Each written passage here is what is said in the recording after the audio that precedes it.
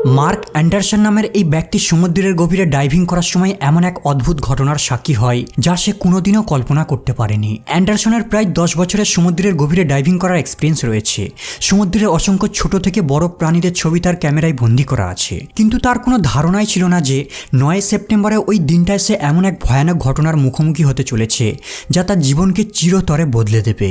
Mark Anderson প্রতিদিনের মতোই British কলম্বিয়ার উপকূল থেকে 200 মাইল দূরে সমুদ্রে ডাইভিং করার উদ্দেশ্যে রওনা হয়। সেদিন সমুদ্রের জল অনেক ক্লিয়ার আর শান্ত ছিল, যদিও জল অনেক ঠান্ডা ছিল, প্রায় 12 ডিগ্রি সেলসিয়াস। মার্ক ধীরে ধীরে সমুদ্রের গভীরে নামতে থাকে। সামুদ্রিক শৈবাল আর ছোট ছোট মাছেদের সে ক্যামেরায় বন্দী করতে থাকে। এরপর তার হঠাৎ চোখ পড়ে সি কিউকাম্বার বা সামুদ্রিক শসাদের একটি ছোট্ট দলের দিকে। মার্ক ঠিক করে সে এগুলির কিছু ক্লোজ আপ পিকচার তুলবে, কিন্তু তখনই সে জলে এক অদ্ভুত ঢেউয়ের ধাক্কা অনুভব করে। সে জলের নিচে একটি অদৃশ্য মুভমেন্ট লক্ষ্য করে। সে ফিল করতে পারে হয়তো তার আশেপাশে কোনো বড় ধরনের প্রাণী সুইম করছে। মার্ক মনে করেছিল হয়তো এটা কোনো সিল কিংবা ছোট অর্কা হবে, কারণ ডাইভারদের কাছে এগুলি ছিল কমন দেখা প্রাণী। কিন্তু যখন সে সামনের দিকে আগিয়ে যায়, সে যা দেখে কয়েক সেকেন্ডের জন্য ভয়ে ওই ঠান্ডা জলে জমে গিয়েছিল একটি হামব্যাক হোয়েলের বাচ্চা, যার সাইজ হবে 4 মিটার লম্বা, মার্কের কিছু মিটার দূরত্বেই সুইমিং করছে। মার্ক লক্ষ্য করে এই প্রাণীটির মুভমেন্ট ছিল খুবই অদ্ভুত ধরনের। সাধারণত এই বিশাল দানবাকার প্রাণীদের বিহেভিয়ার এমন হয় না, কিন্তু সেদিন এই বিশাল হামব্যাকের বাচ্চাটি ঝাঁকুনি দিয়ে মুভ করতে থাকে, আর ড্রাইভারটির দৃষ্টি আকর্ষণ করার জন্য তার দিকে মায়াবী দৃষ্টিতে তাকিয়ে থাকে। মার্ক সাধারণ ব্যাপার মনে করে বাচ্চাটিকে কোনো গুরুত্ব না দিয়ে সামনের দিকে এগিয়ে যায়, কিন্তু বাচ্চাটি মার্ককে অনুসরণ করে তার চতুর্দিকে গোল হয়ে ঘুরতে থাকে। মার্ক একটি গভীর নিঃশ্বাস নেয়। সে তার ক্যামেরাকে ধরে আর হামব্যাক হোয়েলের বাচ্চাটির এই অদ্ভুত আচরণটিকে ফিল্ম করতে থাকে, কিন্তু প্রাণীটিকে দেখে তার শান্ত মনে হচ্ছিল না। এরপর হঠাৎ বাচ্চাটি তার অনেক কাছে এসে সুইম করতে থাকে, আর তার বিশাল বড় পাখনা দিয়ে মার্ককে যেন স্পর্শ করতে চায়। আর এই ধরনের অদ্ভুত আচরণটি সে বারবার করতে থাকে। আর বাচ্চাটির এমন আচরণ দেখে হঠাৎ মার্ক উপলব্ধি করতে পারে বাচ্চাটি যেন তাকে কিছু বলার চেষ্টা করছে, কারণ তার 10 বছরের ডাইভিং এর অভিজ্ঞতায় প্রাণীদের এমন অদ্ভুত আচরণ সে কখনোই দেখেনি। প্রায় 7 থেকে 8 বার মার্কের চতুর্দিকে গোল হয়ে চক্কর দেবার পর হঠাৎ বাচ্চাটি ইচ্ছাকৃতভাবেই তার দিক পরিবর্তন করে ফেলে আর 20 মিটার দূরে গিয়ে থেমে যায়। এরপর সে মার্কের দিকে ঘুরে তাকিয়ে থাকে, যেন মার্ক তার দিকে আগিয়ে আসছে কিনা তা চেক করছে। মার্ক লক্ষ্য করে বাচ্চাটির ছোট্ট চোখে যেন ইমোশনে ভরা, যেন তাকে ইশারা করে ডেকে কিছু দেখাতে চায়। মার্ক ভালো মতোই জানে সমুদ্রের এইসব ভয়ানক দানবদের ধাওয়া করা অনেক বড় বিপদের কারণ হতে পারে, কিন্তু হামব্যাকের বাচ্চার এমন অদ্ভুত আচরণ দেখে তার কৌতূহল বেড়ে যায়, আর সে জীবনের ঝুঁকি রয়েছে জানা সত্ত্বেও তাকে ফলো করা শুরু করে দেয়। তারা নর্থের দিকে এগিয়ে যায় আর উপকূল থেকে বহু দূরে চলে আসে। প্রত্যেকবার 30 থেকে 40 মিটার দূরে আসার পর বাচ্চাটি দাঁড়িয়ে যায়, যাতে মার্ক তাকে ঠিকভাবে ফলো করতে পারে। এরপর ধীরে ধীরে তারা গভীরের দিকে নামতে থাকে, আর তলদেশ কালো হতে থাকে। সমুদ্রের যত গভীরে নামতে থাকবেন, সূর্যের আলো ততই অস্পষ্ট হতে থাকবে, আর নিচে ততই অন্ধকার বাড়তে থাকবে। প্রায় কয়েক মিটার গভীরে নামার পর তারা সমুদ্রের তলদেশে একটি ছোট্ট উপত্যকায় পৌঁছায়। আর এখানে মার্ক এমন এক জিনিস দেখে ভয়ে তার শিরড্রা ঠান্ডা হয়ে যায়। একটি অ্যাডাল্ট হামব্যাক হোয়েল, প্রায় 14 মিটার লম্বা হবে, গতিহীনভাবে জলে ভাসছে, আর এর দেহে কিছু অদ্ভুত জিনিস দিয়ে ঢাকা রয়েছে।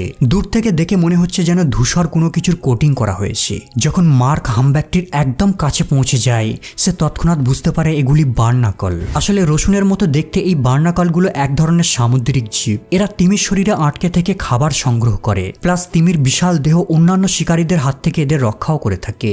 তবে তিমিদের শরীরে প্রায়শই বার্নাকল পাওয়া যায়, কিন্তু এই তিমির দেহে যে বার্নাকলের কলোনি বাসা বেঁধেছে, এরা কোনো ছোটখাটো দল ছিল না। প্রায় কয়েক সেন্টিমিটারের মোটা লেয়ার পড়ে গিয়েছিল। কেবল তার চোখ বাদে সম্পূর্ণ দেহ জুড়ে তারা ঘিরে রয়েছে।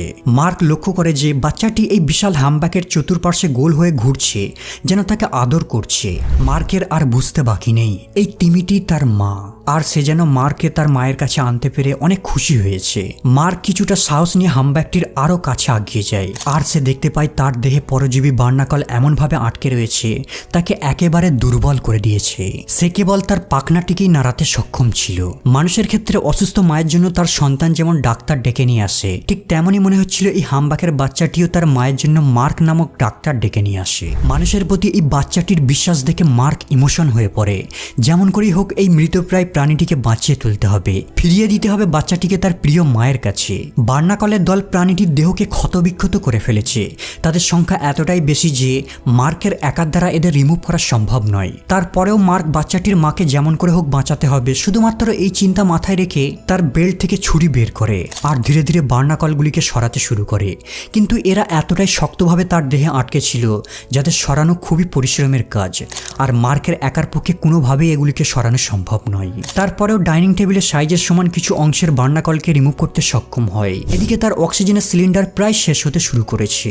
দ্রুত তাকে অক্সিজেন নিতে হবে, না হলে সে নিজেই বাঁচতে পারবে না। তাই সে দ্রুত উপরে উঠে আসে আর সে বোটে ফিরে এসে কোস্টাল মেরিন রেস্কিউ টিমের সঙ্গে যোগাযোগ করে আর তাদের সমস্ত ঘটনাকে ব্যাখ্যা করে জানায়। তারাও বিভিন্ন রকম প্রশ্ন করতে থাকে, যেমন প্রাণীটির অবস্থা কতটা গুরুতর, কতটা গভীরে এই প্রাণীটি রয়েছে। মার্ক তাদের সমস্ত কিছুকে ডিটেলে জানায় আর সে এটাও জানায় তার সঙ্গে একটি ছোট্ট বাচ্চা রয়েছে। মার্কের থেকে মারিন রেস্কিউ টিম সমস্ত কিছু ডিটেল জানার পর তাকে 1 ঘন্টা মতো অপেক্ষা করতে বলে। আর ইতিমধ্যে মার্ক অক্সিজেন নিয়ে আবারও জলে ডুব দেয় চেক করার জন্য যে তারা সেখানে রয়েছে কিনা। আর মার্ক যখন নিচে নামে সে পুরো হতবাক হয়ে যায়। বাচ্চা আর মা সেই ছোট্ট উপত্যকার উপরেই রয়েছে। সম্ভবত তারা বুঝতে পেরে গিয়েছিল যে মার্ক নিশ্চয়ই তাদের জন্য সাহায্য নিয়ে আসবে। এরই মধ্যে রেস্কিউ টিম সেখানে পৌঁছে যায়। এই বোটে টোটাল 6 জন ক্রু মেম্বার ছিল।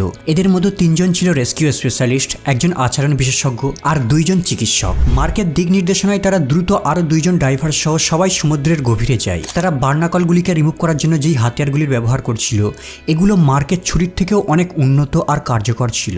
এর সাহায্যে প্রাণীটির স্কিনের কোনো ক্ষতি না করে তাকে কোনো রকম আঘাত না দিয়ে খুব সূক্ষ্মভাবে বার্নাকলগুলিকে সরাচ্ছিল। তবে এই কাজটি করতে তাদের অনেক সময় লাগছিল, তাই প্রতি ঘন্টায় তারা তাদের অক্সিজেন ট্যাঙ্ক পরিবর্তন করছিল।